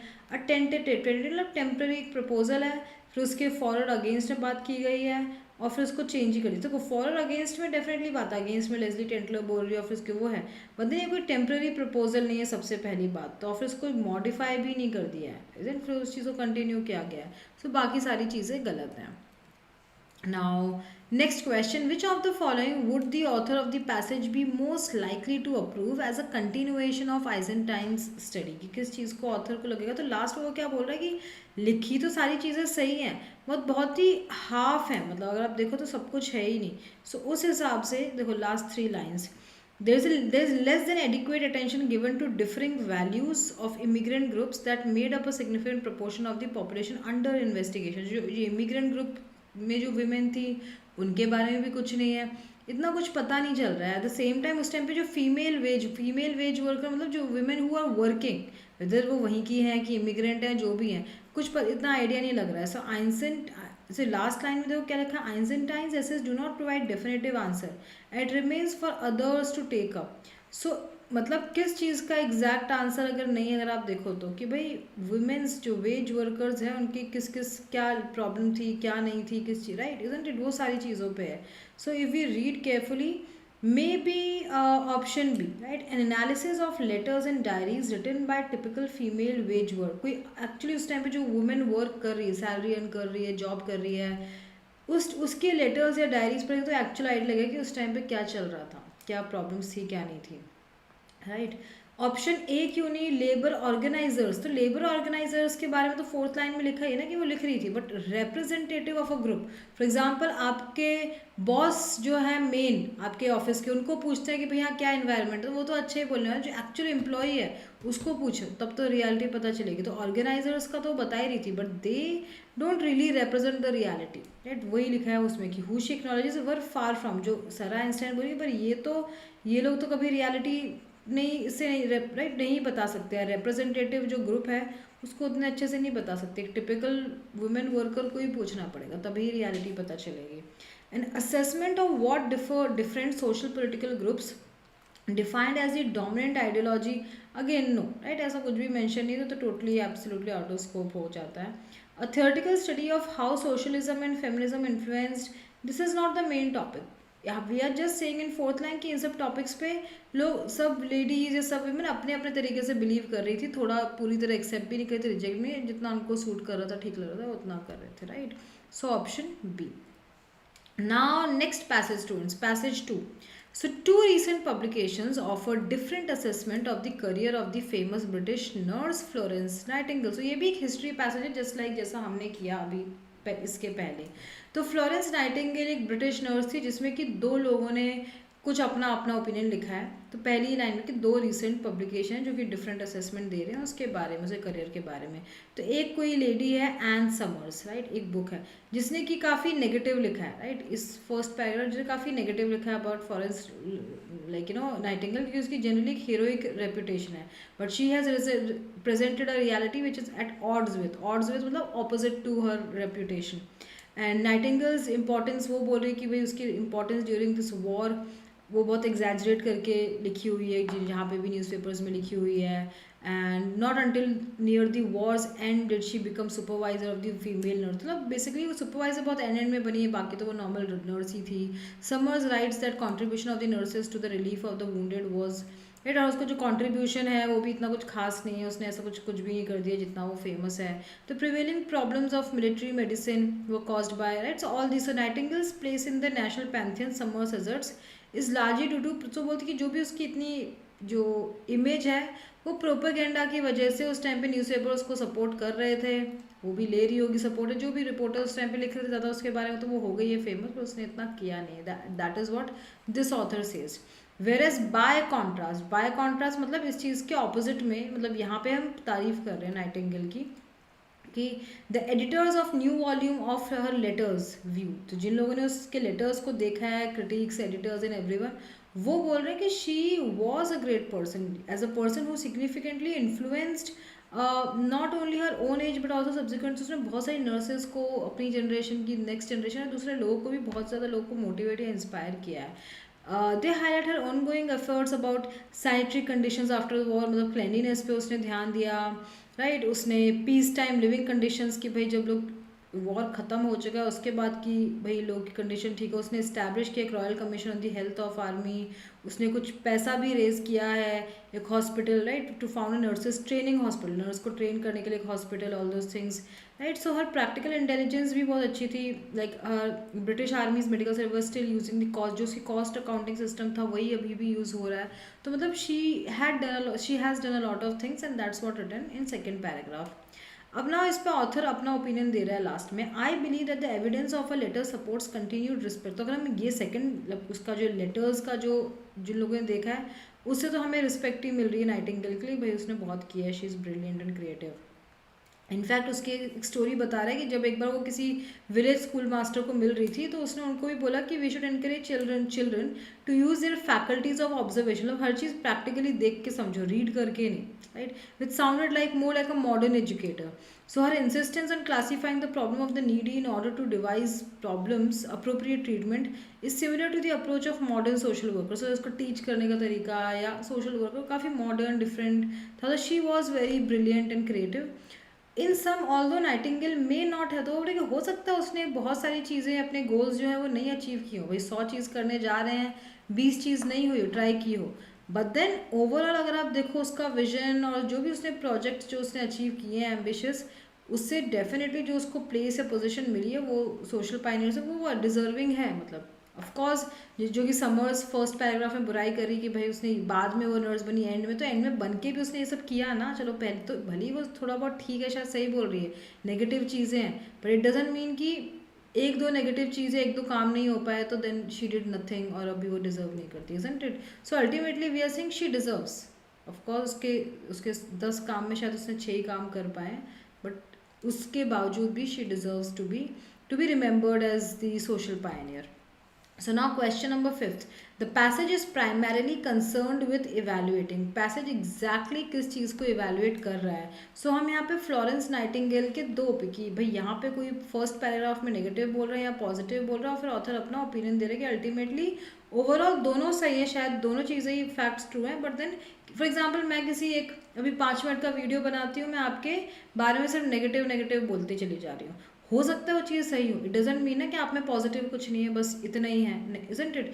तो हो सकता है नेगेटिव चीज़ें कुछ सही हो, बट डजेंट, पर ये पॉजिटिव चीज़ें भी सही हैं और इसीलिए शी डिजर्व्स. सो ओवरऑल हम एग्जैक्टली क्या कर रहे हैं, वी जो कॉन्ट्रडिक्टरी अकाउंट्स ऑफ फ्लोरेंट उसके सिग्निफिकेंस बता रहे हैं. सो दो जो डिफरेंट अकाउंट्स या स्टोरीज, एक समर्स क्या बोल रहे हैं, दूसरा एडिटर क्या बोल रहा है, that is what is going on. Now, according to passage, the editors of Nightingale's letters credit her with contributing to which of the following. तो जो सेकेंड पैराग्राफ वाले जो एडिटर्स हैं वो किस चीज़ के लिए बोलते हैं कि भाई उसने ये चीज़ कंट्रीब्यूट की है.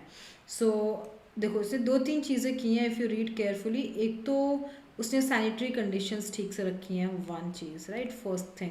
Second, she learn the peace time living conditions जो थी उसको पता थी बहुत ख़राब है, डेथ रेट बहुत ज़्यादा जा रहा है, तो उस चीज़ को उसने ठीक किया गवर्नमेंट को कि भाई थोड़ा सा एक रॉयल कमीशन ऑन हेल्थ ये करो और चीज़ों को ठीक करो। तीसरा ये हो गया, उसने मनी रेज किया, सम रेज किया, जिससे कि उसने नर्स का ट्रेनिंग हॉस्पिटल राइट ना ओपन किया। एंड राइट उसके अलावा कॉस्ट अकाउंटिंग जो उसके तरीके थे वो भी यूज़ हो रहे हैं अभी। तो व्हाट, तो ये 5 चीज़ें किया। 5 में से क्या क्या लिखा हुआ है, let's read. Option A, improving the survival rate of soldiers in British army hospitals during the Crimean war. कि क्या उसने ये किया? नहीं, क्योंकि उस टाइम पे कंडीशन बहुत हॉरिबल थी, तो कंडीशन बेटर की, क्योंकि उस कंडीशन के साथ डेथ रेट बढ़ता चला जाए, तो कंडीशन बेटर की, उसका डेथ रेट क्या इम्प्रूव हो गया, ऐसा लिखा नहीं है। So option A will B eliminated. The development of nurses training curriculum that was far in advance of its day. देखो नर्स के लिए ट्रेनिंग सेंटर खोला है, पर जो करिकुलम या कोर्स था वो बहुत एडवांस था, again we don't no.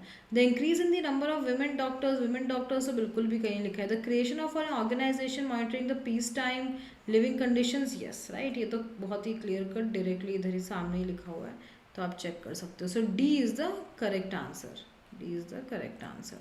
Now question number 7. The passage suggests which of the following about Nightingale's relationship with the British public of her day. So nightingales relation with the British public of her day. तो हम क्या बोल रहे हैं कि उस time पे like second paragraph में तो काफ़ी लाइक पॉजिटिव ही उसके बारे में चीज़ें लिखी हुई हैं, राइट।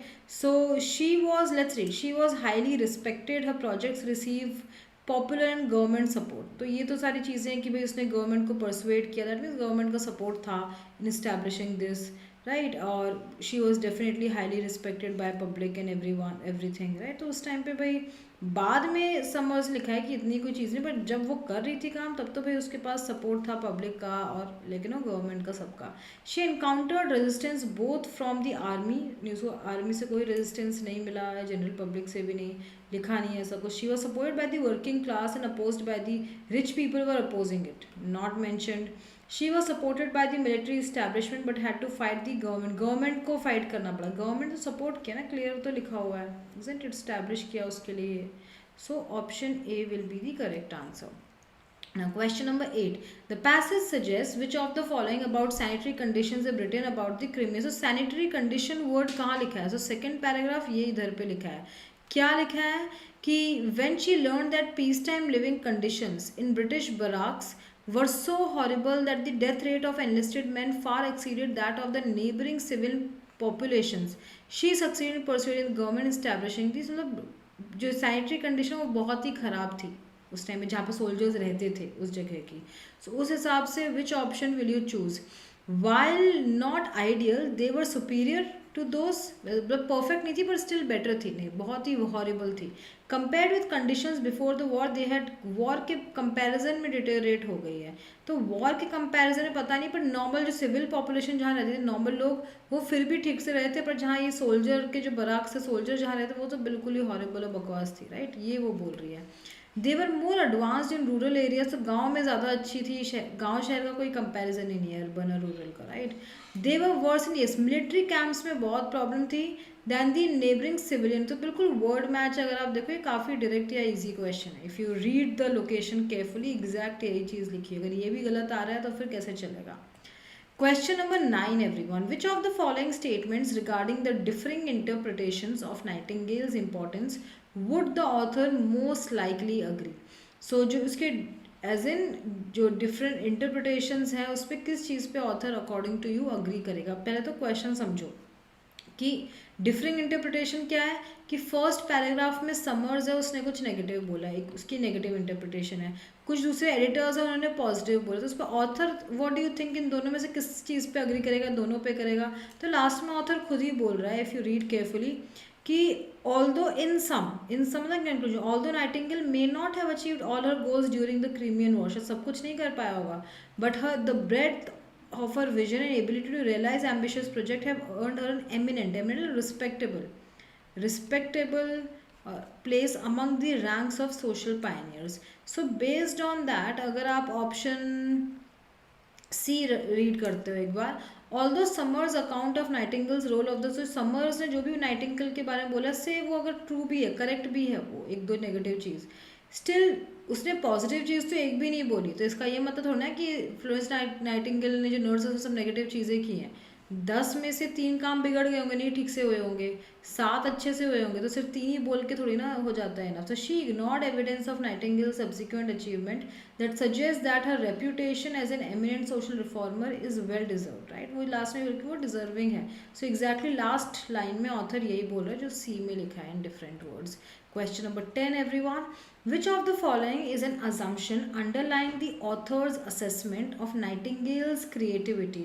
So last देखो पैराग्राफ में लिखा है कि she was quite brilliant and creative, क्योंकि उसने स्कूल मास्टर को बोला कि बच्चों को ऑब्जर्व करके सीखना चाहिए रीडिंग करने से ज़्यादा बेटर। तो उसके अलावा उसने बहुत सारे लाइक नो जो प्रॉब्लम्स को, जो नीडी जो थे उनको, किसी को भाई उनकी प्रॉब्लम सॉल्व करती थी, वो मॉडर्न सोशल वर्कर की तरह लगती थी, right, all those things.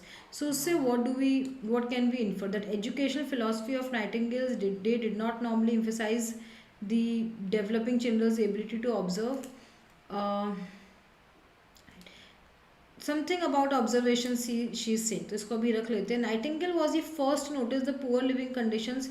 She might not, we don't know if she was the first, but she is the first to do something about these poor living conditions. वो पहले से कुछ किया, बाकी ने कुछ किया नहीं। वी डोंट नो उसने पहले ऑब्जर्व किया है उस या नो सेकेंड ऑब्जर्व किया। No educator before Nightingale had thought to enlist the help of village school masters. So village school master की लिस्ट तो किसी ने नहीं बनाई, नाइटिंगेल ने भी नहीं बनाई है, तो ये गलत है।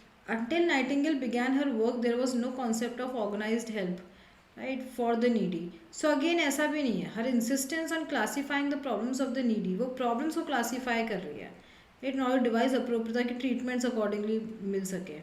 So A और D something like that is. अब इसमें से आप कौन सा ऑप्शन लाइक चूज करोगे? विच of the following is an assumption underlying the author's assessment. कैसे वो किसी क्रिएटिविटी पता चल रही है? सो एजुकेशनल फिलोसफी, उस टाइम पे जो educational philosophy general education system था, लोगों को ऐसा नहीं ध्यान में आया था कि हमें ऑब्जर्व, तो क्योंकि जब उसने ये चीज़ बोली नाइटिंगेल ने, तो उसको मॉडर्न एजुकेटर की तरह ऑथर बोल रहा है। मतलब उस टाइम पे जो एजुकेशन जनरल फिलोसफी थी, it was not on observation and all, right. So option A is, that means indirectly समझो इसको, दैट इज करेक्ट, राइट। ठीक है। Last question everyone. In the last paragraph the author is primarily concerned with, author exactly क्या, author देखो overall देखा तो support कर रहा है कि ठीक है उसके बारे में जो नेगेटिव चीज़ है वो भी सही होगी, बट ओवरऑल तो शी डिजर्व्स, वो उस रैंक में जिसमें वो गिनी जाती है, वो रिस्पेक्टेबल प्लेस में, वो तो वो डिजर्व करती है। So summarizing the arguments about Nightingale presented in the first 2 paragraph, उस चीज़ को ऑथर समराइज कर रहा है, दोनों चीज़ों को समराइज नहीं कर रहा है, अपना खुद का ओपिनियन भी दे रहा है। अपोज कर रहा है the view of nightingales career present the proceeding, जो यहाँ पे जस्ट नहीं, इस चीज़ को बहुत हद तक सपोर्ट कर रहा है, बिकॉज पहले पैराग्राफ में नेगेटिव चीज़ें हैं, इसमें पॉजिटिव है, ऑथर भी अल्टीमेटली पॉजिटिव ही बोल रहा है। सो प्रीसीडिंग पैराग्राफ को अपोज तो नहीं कर रहा है, इनफैक्ट सपोर्ट ही कर रहा है। Refute means to oppose. Analyse the weakness of the evidence presented elsewhere in the passage, no he is not saying कि कोई वीक कोई इन्फॉर्मेशन है, वो बोल रहा है सब सही है, बट शी डिजर्व्स, राइट, उसने करी भी काफ़ी सारी चीज़ें हैं। Citing evidence to support the view of yes, तो she is support, so the author जो है वो सपोर्ट कर रहा है उसके करियर के बारे में, specially majority of the paragraph में, सेकेंड पैराग्राफ में लिखा है। So D will be the correct answer. Yeah, so thank you so much everyone for joining the session, for listening to me.